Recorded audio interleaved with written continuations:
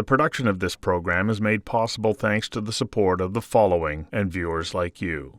Unlocking the genetic code of cancer, all types of cancer, is an ongoing research endeavor that, when completed, will be a great leap forward. POG is a BC Cancer Foundation, Genome BC, and Terry Fox Research Institute program designed to offer personalized oncogenomic treatment to cancer patients. The program is a clinical research initiative that started back in 2012, and the aim is to decode the genome, like the entire genome, the DNA and the RNA inside the cell of each patient's cancer, and then provide information in a way that can be part of a treatment planning and decision program for that patient. The POG program has and is working, and since its beginning, data sharing has been recognized as a fundamental element in the success of the program because it supports and enhances local, national, and international research, which then drives innovation and science in cancer research. I invited Dr. Marco Marra of BC Cancer to join me for a conversation that matters about the final frontier in defeating cancer. So, is that an achievable goal? That we can actually, through personalized oncogenomics, win this battle with cancer? So the winning of the battle of cancer needs to be framed, I think, in terms of discrete steps that can be taken. And POG's first initiative really is trying to use and measure the ability to use very sensitive genomics technologies to try and find the genes that, when altered, promote malignancy. And then, using the information, if we can find those driver alterations, we can try and align the profile that we generate from each patient to the pharmacopoeia of drugs, and thereby try and match a patient profile to a drug treatment. So this is not the moonshot that was alluded to in the introduction. It is instead a very practical approach that is heavily focused on feasibility. So, can we, in a routine and systematic way, collect the information, this very, very complex information? Can we reduce that information for each patient down into a form that can be interpreted by docs? And can the docs then consider that information in erecting treatment plans for their patients? So that's where we are now. It's gone a little bit beyond that. And now we've seen that, yes, we can do that. The question is, at what scale can we do that? And so we need to be able to imagine that we'll be scaling up. Now, the other critical piece is when new drugs become available anywhere in the world, what do they target? And do we have patients within our system of data collection that can be aligned to that drug? And so typically that's tested using clinical trials. So what we're doing now is using our same system by which we're aligning patients to the existing pharmacopoeia of drugs. And we're saying, can we also align those folks to drugs that are being tested in these clinical trials? And can we start clinical trials? And the answer to that appears to be, yes, we can. So it's this evolution along a practical trajectory that we seek to follow. You used a very important word in your description there, and you said complex. And the complexity of it is, to me, mind-blowing, because I think, okay, you have this particular cancer that is manifesting itself in your body, but that same cancer may not manifest itself in the person sitting next to you because their genome and the state of their health is different. So how then do you take that information from that one patient and say, oh, well, here's this drug that will work for you, when we don't know for sure because we don't even really fully understand what the drug interaction between the natural genome is and that of the drug. Because it's like you have to have the cancer genome, you have to have the patient's genome, and you have to know the molecular or genetic structure of the treatment. How do we pull all that together and make it so that it's a practical application for a patient? Yeah, well, thanks for that question, because that's exactly what we're doing. and have done now to the tune of about 1,000 patients fully analyzed and about 1,400 recruited onto study here in BC. So what is done is if a physician considers a case, and if the case, a patient, is eligible for POG, usually what happens is a biopsy is arranged. And so what we do is we ask for a small bit of tissue from the biopsy, from which we can, so the biopsy is of a cancer, from which we can extract nucleic acid, so the DNA and the RNA. And then we can put these analytes, the DNA and the RNA, onto the genetic sequencing apparatus. And the apparatus that exists today is remarkably powerful. One instrument can do upwards of 10, 15,000 of these assays a year. This is not technology that we had when I was working in St. Louis on the Human Genome Project Right. in the late 90s. This technology has completely revolutionized our ability to generate the data. So we get the biopsy, we get a blood sample, the blood sample represents normal, and we generate the genetic information for the cancer and for the blood sample. And then we compare them for each patient. So we say, okay, if the normal and the cancer differ, where do they differ? And we can measure that difference across all the sites in the genome. And we come up with a list of things that appear to be specific for the cancer. And with those specific things that are unique to the cancer, we can then say, how does that information align to the pharmacopoeia of existing drugs? And so that's all computational. So we have very powerful computers, and we've developed software and used software that others have made available through publications and other access types. And we can read out the drugs that might align to that particular patient. An example may be illustrative. So we were able to sequence a lung cancer in which we found a very bizarre fusion, we call them, where one bit of the genome is juxtaposed to another bit of the genome in the tumor, and that doesn't happen in the normal. So we found this. And this particular rearrangement, or a type of it, had been found before in a different context and had been shown to activate a certain molecular pathway that led to uncontrolled proliferation of cells. And it had been shown in the lab and in some patients that there was a drug that countered the effect of that cascade. And so once we found that aberration in a lung cancer, we said, well, this other context in which this observation has been made may apply here. And because this patient, and indeed most patients in POG, are resistant to treatment and at a very advanced stage in their disease, we were able to obtain that drug and try it in this patient. As a clinical trial? As an experiment. Oh, it was not even at the clinical trial stage? Not even a clinical trial. And so it was an off-label. And so that experiment brought very significant radiologic and clinical benefit. So we could measure it on imaging, and the patient felt better for a very long time. They eventually progressed. We then continued on, and so we put that observation in our database. We say, we've seen this. Yeah. And then we saw it in a different kind of cancer, liver cancer. And there it is again, slightly different. The prediction would be, though, from our data, that it acts in the same way, but in a different context. Does the same drug work? And the answer was yes. Got to get you to hang on for a second while we take a quick commercial break. We'll be right back.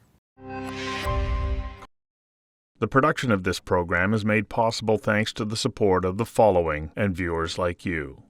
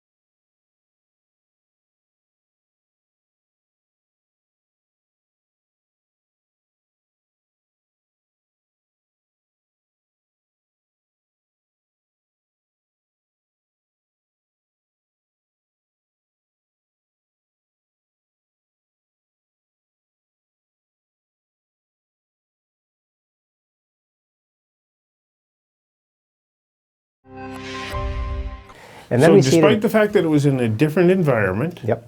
but the same drug, so that actually answers one of my questions. I'm thinking, well, doesn't it have to be specific to exactly that patient? No, And, not always. Oh, okay, Not okay. always. Well, so this makes it a little more accessible. It does. Yeah. And so then we saw it in pancreas cancers, but not just any pancreas cancer.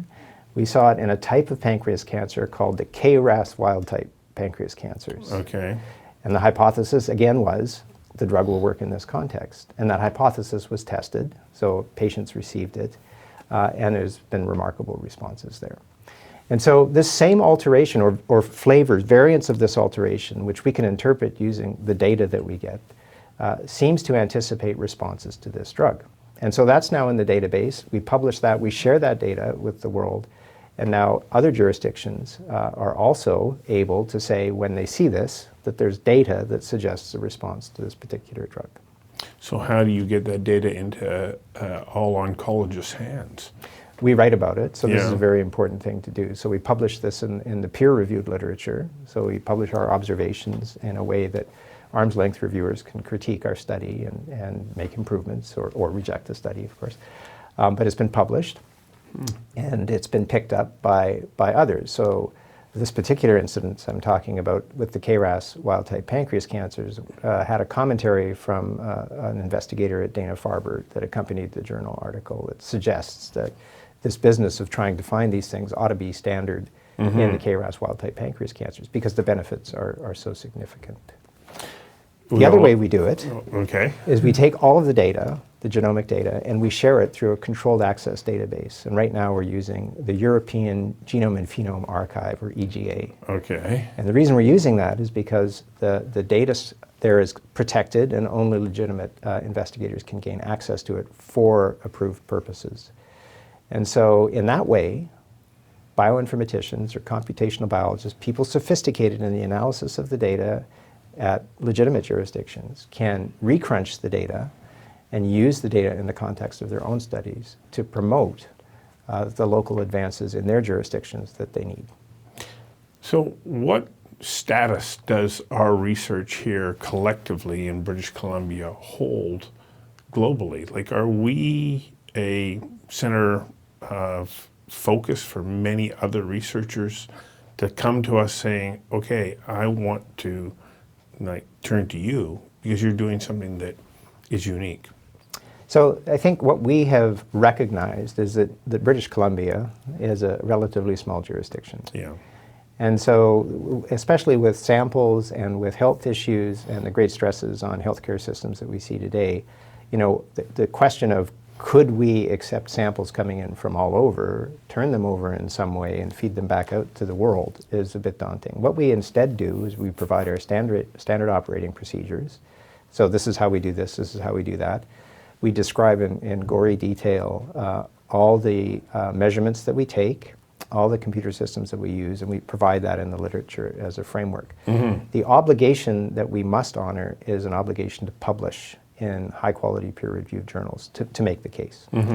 Our latest big paper has just come out in Annals of Oncology a little while ago, and we describe our experiences with 570 of these cases and the clinical impacts of being able to measure the parameters that we measure.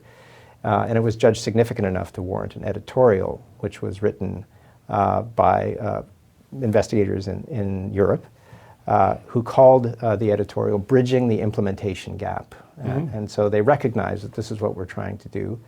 And they also recognize how this aligns to other programs around the world that are going in that direction, one of which is the International Cancer Genomics Consortium, which currently has an addendum ARGO, so it's ICGC ARGO. And for the life of me, I can't remember what ARGO means. But anyway, that's another consortium to which we belong, and we're trying to move the world in this direction.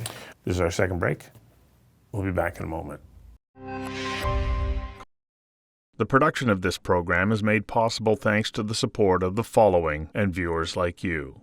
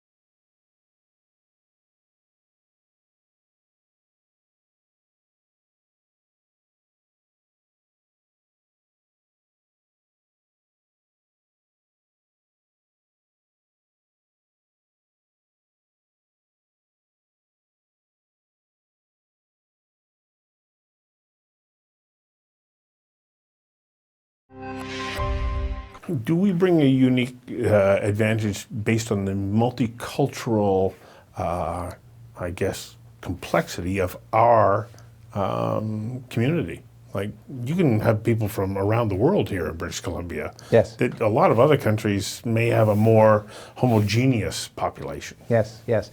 So does that actually add to the value of what we're doing Well, here? I think so. Yeah. And so this business of heterogeneity, and you Yeah. said homogeneity, and that was a good word because it prompted me to think a little bit about fundamentally what is cancer. Right. So cancer is a collection of diseases, a couple hundred or more, that are, and as you alluded in your introductory comments, incredibly heterogeneous. So what do I mean by that? I mean that if you take, let's take lymphoma, follicular lymphoma, a type of lymphoma. You can take one follicular lymphoma and another follicular lymphoma, and you can do the thing that I am describing, sequence them. And you can say, even though they're both follicular lymphoma, they can and usually will differ hugely in some of the details of the dysregulated pieces of DNA that appear to be driving the cancer. So what does that imply? Well, what it implies is that even for a diagnosis of cancer X or cancer Y, the fundamental details cannot be guessed at. They have to be read out. So this heterogeneity is between cancers, even the same cancer. Mm-hmm. There's heterogeneity between the backgrounds of the people that house these cancers. They're different. And then when you start getting into the individual cells within the malignancy, they can be very different from each other. Yeah. So there's all these layers of heterogeneity to malignancy, and in part, I think this heterogeneity is partly why cancer has been such a tough nut to crack globally. So as you're talking about this, I remember doing some work about pharmacogenomics and looking at what is the response of a particular statin to a patient and going, oh, so if you're a male of this ethnic background, living in this area, and you're a smoker, there's going to be a different reaction than if you have all those markers, but you're not a smoker. So how do you sort that, your way through that, even though you say, yeah, we see that drug worked here and it worked there, different patient, different set of genetic circumstances. How do you know that you're going to be able to navigate your way around all those other potential roadblocks? But you don't know. Okay. And so that's what research is about. And that's what the research is all about. So the question is, how do we make inroads into what we know is a big problem? What is the most logical path forward that we can do here in Vancouver and BC? Yeah. How can we start to push this horizon? And these challenges that you're describing are not just challenges for our health systems here, they're challenges for health systems around the world. And in many respects, what's going on at BC Cancer is very advanced in the sense that we have trained, and by we I mean Dr. Janessa Laskin, the lead medical oncologist for POG, and her team of colleagues have trained something like 80% of the medical oncologists in British Columbia to enroll a patient in POG and to interpret the data. So this is extremely unusual at any level, never mind a provincial level. So we've got that. So these people, these very, very talented physicians who are now savvy in interpreting genomic readouts, are positioned to say, well, what do we need to know next in order to bring benefit to our patients? And this is the kind of interaction between science and clinic where a lot of very wonderful things can happen. So the clinicians say, we need pharmacogenomics, i.e. we need to know how the genetic background of the patient might influence their reaction to certain drugs. And so there needs to be a way to do that, a standard way to do it, a standard way to communicate it. And we actually have a working group that designs reports that can be consumed by clinicians. And pharmacogenomics is one of the reporting systems that are being developed actively and will continue to be developed. Third and final break. We'll be right back. The production of this program is made possible thanks to the support of the following and viewers like you.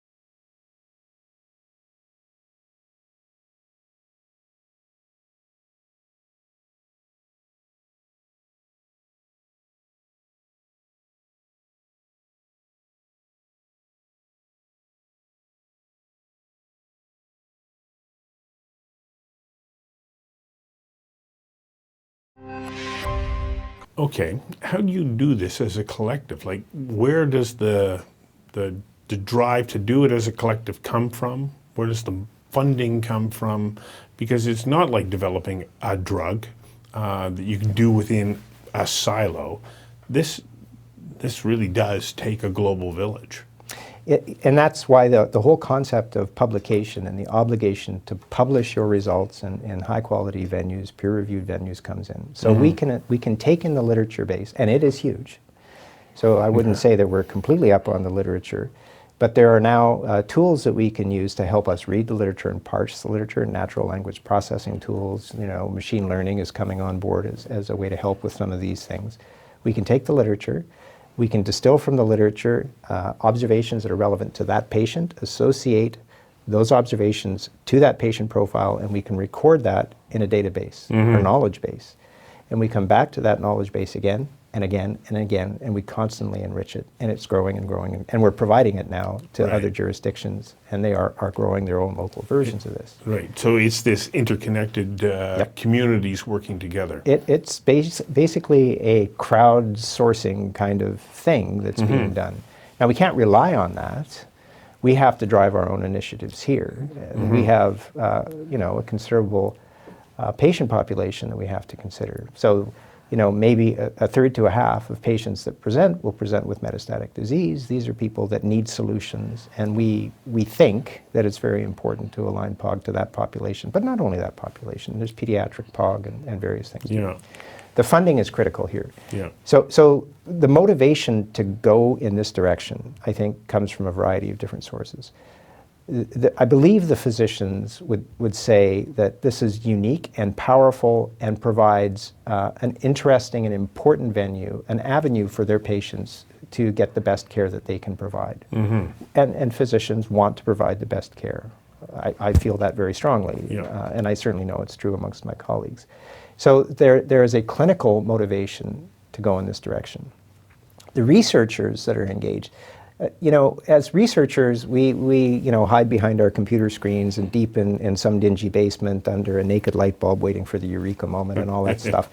The clinicians see patients and they get enrichment from the interactions they have.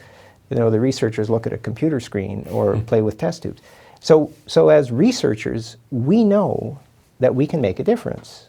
And that is a very, very powerful and enriching experience to have as a researcher. So the motivation from the research side is, we want to help people. We study cancer. These people have cancer. Can we help them? So there's motivation. So are you helping now, or is this something that the average person won't be able to realize for years to come? I think the average person will not be able to get access to this until the scale of funding that supports it is commensurate with the population and the population burden of cancer. Right. It's still research. It is not standard of care. So that's an important realization. We can't stop doing it just because it's research. What we have to do is do the right research to present the arguments that someday, for some populations at least, this ought to become standard of care. Why would we not make the most detailed measurements we can make, if we can do it cost effectively and at scale, and present that to the largest possible audience for consumption and for improving the health of British Columbians and Canadians and everybody else? Why would we not? So we have to find a way forward. And this is where the funding is so absolutely critical, because none of this could be done without the support of the BC Cancer Foundation, without the support of Genome British Columbia, and most recently without the support of the Terry Fox Research Institute through their Marathon of Hope Comprehensive Cancer Center Network program.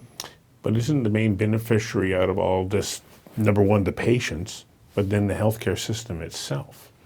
Well, ultimately it depends what the healthcare system wants to achieve. And right. So, what is the job of the healthcare system? And I'm not going to get into that too deeply. It's a different discussion. It's a different discussion. Yeah. But if the aspiration of the healthcare system with respect to cancer is to provide the very best care possible, then this is a direction that needs to be seriously considered. Now, one of the collaborators we have in the context of POG is Dean Regier, Dr. Dean Regier. And Dr. Dean Regier is an economist who specializes in health services research. And as an economist, and from his particular perspective, he has a very vital role to play in moving this forward into a more accessible domain, potentially a provincially funded domain or a federally funded domain. He has to say, It is in this context, pick your cancer or cancers, and it has to come in at this cost. And here are all the assumptions behind this calculation. So it's complicated and mathematically intensive, and that's why we need a specialist looking at the data and making these arguments. And Dean has created a raft of publications, along with his team at BC Cancer, that explains what is being done for the economic aspects of this. So that's part of it too. Yeah. We're trying to attack the problem on as many fronts as possible, on medical fronts, on research fronts, and on economic fronts. Well, I wanted to have you come in for this conversation for a couple of reasons. One, to let people know what's going on, but also, two, to kind of like, blow the BC horn. Like, we're doing some good stuff here. We really are. Yes, we are. Yeah. I'm very proud of the POG program. I'm very proud of our clinicians. Yeah. They have stepped up in ways that many jurisdictions simply could not, and it's very, very grassroots. So it's a beautiful thing to see people come together to attack a common problem like this. It's really gratifying. Good. Now go get back behind your computer screen and do more research. I will do so. Thank you very much. Thank you.